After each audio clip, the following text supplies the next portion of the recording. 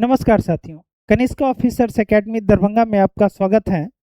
और आज से हमारे संस्थान की तरफ से द हिंदू का डेली एनालिसिस होगा, जो यूपीएससी, बीपीएससी और अदर स्टेट पीसीएस के लिए प्री मेंस और इंटरव्यू तीनों के लिए उपयोगी होगा। तो उन्हीं खबरों को लेकर के हम लोग डिस्कस करेंगे। आज दिनांक आज 1 जुलाई है और आज से ये कंटिन्यू रहेगा। इसका प्लेलिस्ट भी मिल जाएगा आपको, तो आप वहाँ से आप इसको डाउनलोड भी कर सकते हैं। सबसे पहले हम लोग समझते हैं कि आज के द हिंदू में क्या इम्पोर्टेंट रहा। तो आज का जो इम्पोर्टेंट है कि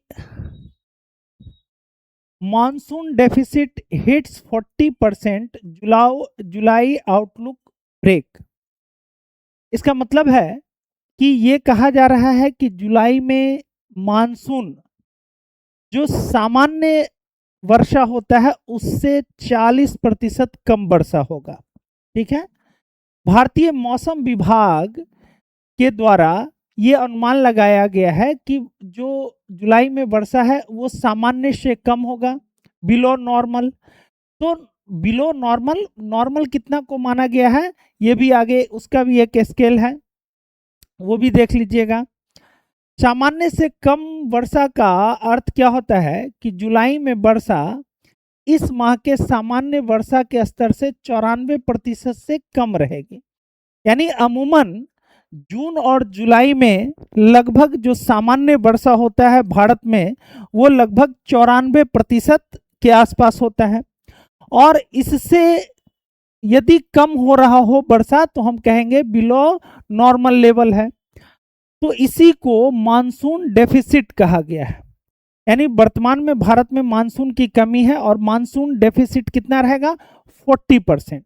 40% आप ऐसे समझिए कि यदि 100% वर्षा है, 100% को एक पैमाना मान लीजिए, और 60% ही वर्षा होता है, तो क्या हो जाएगा कि 100 माइनस 60 इक्वल टू 40%।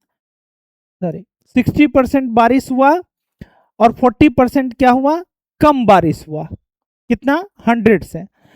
तो मानसून डेफिसिट में ये कहा गया है भारतीय मौसम विभाग के अनुसार कि जुलाई में सामान्य स्तर से 40% कम वर्षा होगी।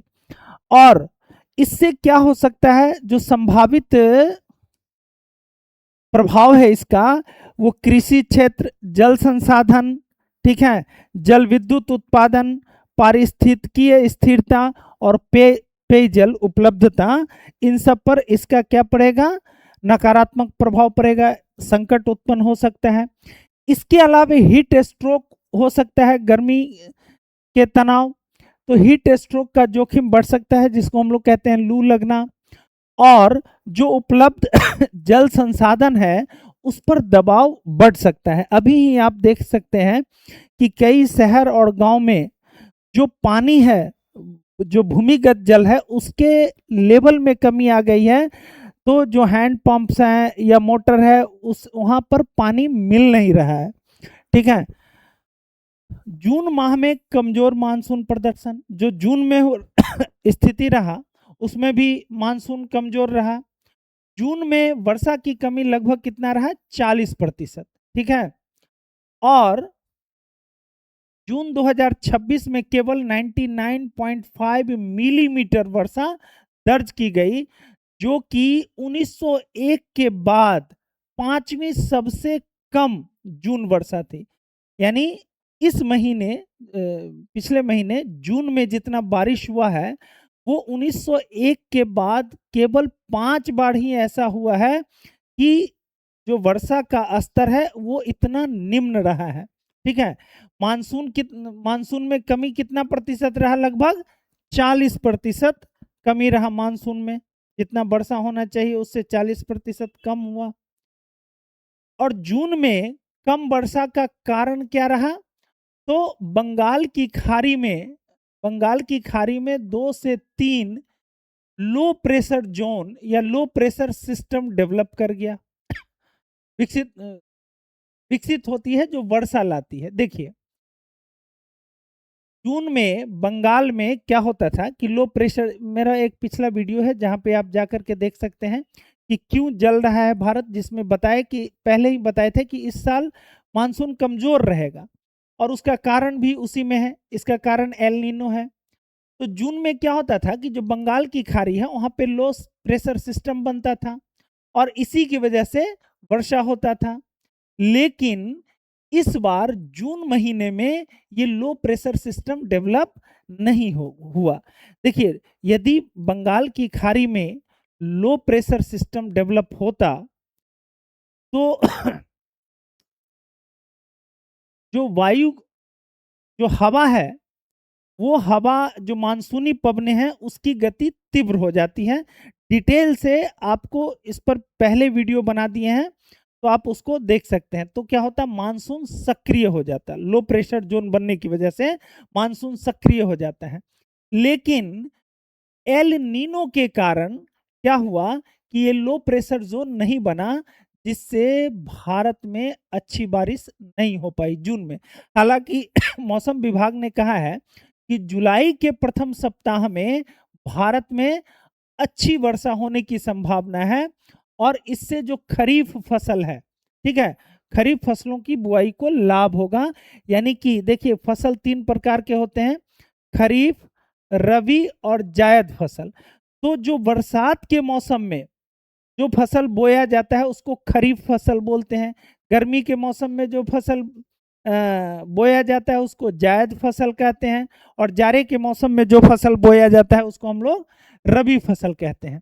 तो खरीफ फसलों पर जुलाई के प्रथम सप्ताह में अच्छी वर्षा होगी, तो खरीफ फसलों पर इसका अच्छा प्रभाव देखने को मिलेगा। लेकिन खरीफ फसलों के अंतर्गत क्षेत्रफल में पिछले वर्ष की समान अवधि की तुलना में 22% की कमी, किसान संभवतः धान की बुआई को पर्याप्त वर्षा होने तक टाल रहे हैं। यानी किसान धान की खेती के लिए अधिक वर्षा की आवश्यकता होती है, अधिक जल की आवश्यकता होती है और उस तरह से बारिश हो नहीं रहा है। इसकी वजह से किसान जो है इसको क्या कर रहा है, विलंब कर रहा है और इसकी वजह से क्या हो रहा है कि खरीफ की फसल में हो सकता है कि 22% की कमी दर्ज हो। देश के जलाशयों की स्थिति भी देख लीजिए। जून 2025 की तुलना में देश के जलाशय में लगभग 25% जल जो है वो कम उपलब्ध है, ठीक है, कम उपलब्ध है। और यदि पिछले 10 वर्ष से इसकी तुलना की जाए तो जून माह में जो सामान्य स्तर है उससे 10 वर्षों के औसत से तुलना की जाए तो जल भंडारण जून के सामान्य स्तर से 5% अधिक है। भारतीय महासागर द्विध्रुव की भूमिका, तो भारतीय महासागर द्विध्रुव यानी कि इंडियन ओशियन डाइपोल अगस्त और सितंबर में विकसित हो सकता है। और ये जो इंडियन ओशियन डाइपोल का काम क्या है, तो ये एल नीनो के प्रभाव को कम कर सकता है। कौन? लेकिन ये अगस्त और सितंबर में डेवलप होगा। तब तक जो भारत में मूल रूप से वर्षा होता है वो जून और जुलाई में सबसे अधिक होता है, ठीक है, और जुलाई में सबसे अधिक होता है। लेकिन एल नीनो के प्रभाव के कारण जो बंगाल की खाड़ी है या जो इंडियन ओशियन है वहां पे लो प्रेशर सिस्टम डेवलप नहीं हो रहा है, जिसकी वजह से मानसून का जो रफ्तार है वो कमजोर हो गया है, ठीक है। अब देखिए, राइट टू ए लॉयर, ये भी एक इंपॉर्टेंट है। Even the wicked have the right to a lawyer, supreme court had said in a judgment. यानी सुप्रीम कोर्ट ने अपने एक निर्णय में यह कहा कि दुष्ट लोगों को भी जो वकील है वो मिलना चाहिए ताकि वो अपना पक्ष रख सकें। तो देखिए, ये GS 2 के लिए इंपॉर्टेंट है। पहला जो चैप्टर था वो GS 1 के लिए इंपॉर्टेंट था। तो पहले देख लीजिए, राइट टू ए लॉयर में क्या है, फैजाबाद बार एसोसिएशन के द्वारा एक निर्णय लिया गया। क्या निर्णय लिया गया? तो अभी हाल ही में जो बहुत चर्चित मुद्दा है राम मंदिर गबन का मामला, राम मंदिर गबन के मामले में जो लोग दोषी हैं उसके बारे में फैजाबाद के जो वकील थे उन्होंने यह निर्णय लिया कि हम लोग ऐसे दुष्ट लोगों का केस नहीं लड़ेंगे, ठीक है, इनका पक्ष नहीं लेंगे। और ये एक प्रस्ताव पारित कर दिया फैजाबाद के वकीलों ने। यह प्रस्ताव सर्वोच्च न्यायालय के उस निर्णय का उल्लंघन करता है जिसमें कहा गया है कि एक दुष्ट, है ना, व्यक्ति को भी सक्षम अधिवक्ता द्वारा बचाव पाने का मौलिक अधिकार है, ठीक है। अब कसाब तो कोई भूला नहीं होगा, कसाब खुलेआम गोली चला रहा था। आप देखे होंगे कि जब मुंबई अटैक हुआ था तो कसाब छत्रपति शिवाजी टर्मिनल पर अंधाधुंध गोली चला रहा था, ठीक है। और कसाब, इस देश में न्यायिक प्रक्रिया इस प्रकार का है कि कसाब को भी अधिवक्ता मुहैया कराया गया, वो भी अपना पक्ष रखा। लेकिन राम मंदिर के गबन के मामले में जब फैजाबाद के वकीलों ने यह निर्णय लिया तो कोर्ट ने यह कहा कि यह गलत है।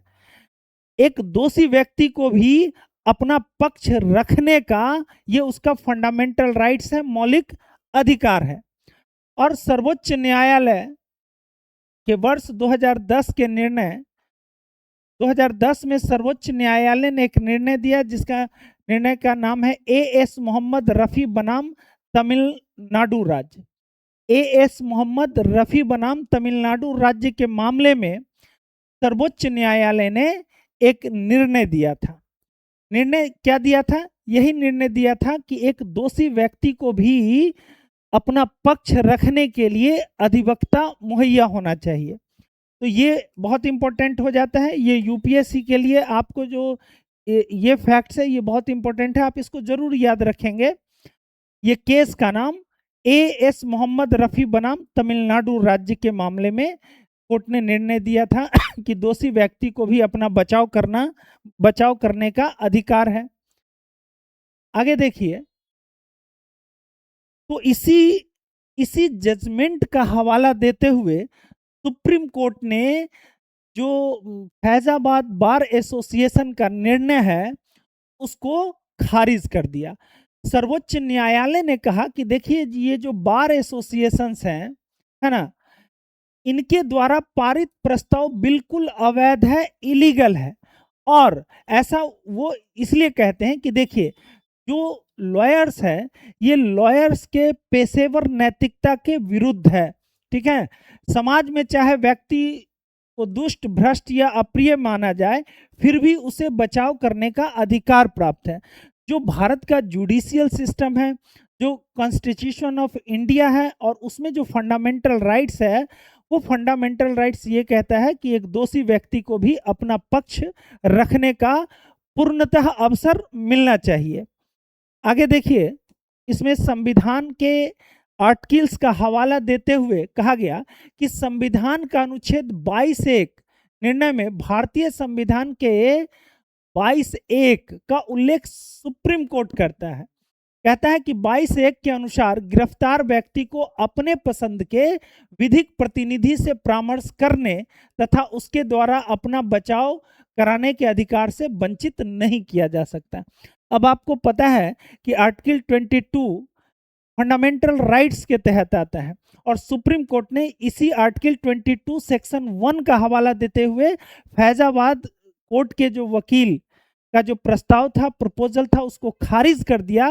कहा कि देखिए हमारे संविधान का अनुच्छेद 22(1) यह कहता है कि जो चाहे व्यक्ति कोई भी हो, दोषी हो, भ्रष्ट हो, अपराधी हो, लेकिन उसको भी अपना लॉयर नियुक्त करने का अधिकार है। भारतीय बार काउंसिल के नियम, भारतीय बार काउंसिल के व्यावसायिक आचरण एवं शिष्टाचार के मानदंड के अनुसार किसी अधिवक्ता पर सामान्यतः किसी भी मुकदमे को स्वीकार करने का दायित्व होता है। केवल विशेष परिस्थिति में अधिवक्ता मुकदमा लेने से इनकार कर सकता है। तो सुप्रीम कोर्ट ने इन्हीं सब जजमेंट का हवाला देते हुए कहा कि नहीं, आप जो यह कह रहे हैं कि राम मंदिर में जिन लोगों ने गमन किया है, चोरी किया है, उसके खिलाफ कोई केस नहीं लड़ेगा, ये आपका प्रस्ताव गलत है। इसको खारिज कर दिया। अगला एक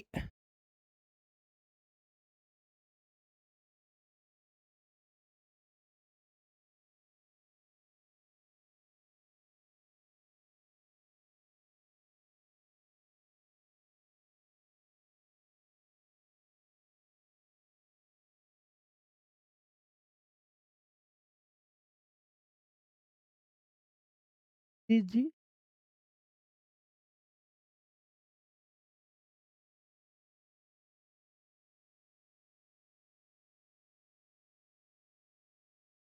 देखिए, आज के द हिंदू में एक खबर यह भी है, FCRA 2.0 portal and EOCI card.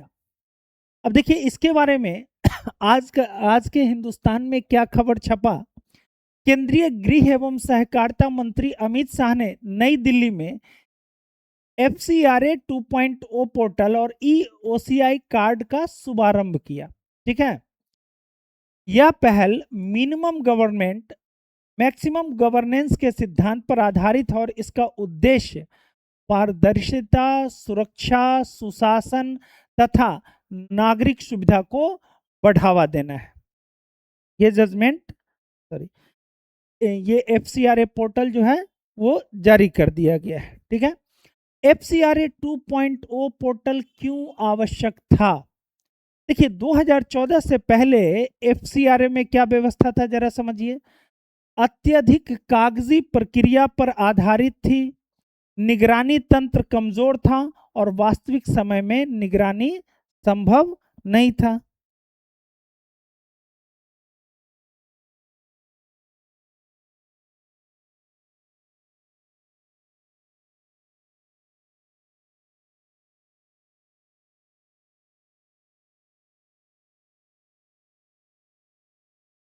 अब देखिए यहाँ पर ये जो FCRA 2.0 है, यूपीएससी प्रीलिम्स में, मेंस में इससे संभावित प्रश्न हो सकते हैं।